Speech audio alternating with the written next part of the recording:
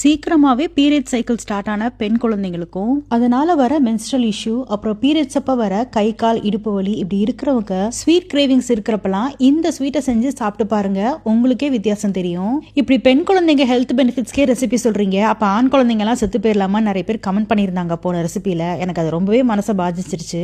அதனாலதான் இந்த ஸ்வீட் ஆண் குழந்தைங்களுமே சாப்பிட்டா அவங்க போன் டென்சிட்டி இம்ப்ரூவ் ஆகி நல்ல ஹெல்தியா இருக்க ஹெல்ப் பண்ணும். வாங்க இப்ப ரெசிபிக்குள்ள போலாம். கருப்பு உளுந்து, உடச்ச உளுந்தோ முழு உளுந்தோ எது வேணா எடுத்துக்கலாம். அது ஒரு கப் அளவுக்கு சேர்த்து நல்லா செவக்க வர வறுத்துக்கோங்க.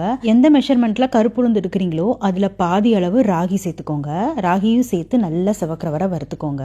ராகி எடுத்த அதே அளவுல வெள்ளையெல்லும் எடுத்து சேர்த்து நல்லா வறுத்து விட்டுக்கோங்க. இப்போ 3 நல்லா வறுபட்டதுக்கு அப்புறமா ஆற வச்சுட்டு ஒரு மிக்சி ஜார்ல சேர்த்து நல்லா அரைச்சு எடுத்துக்கோங்க.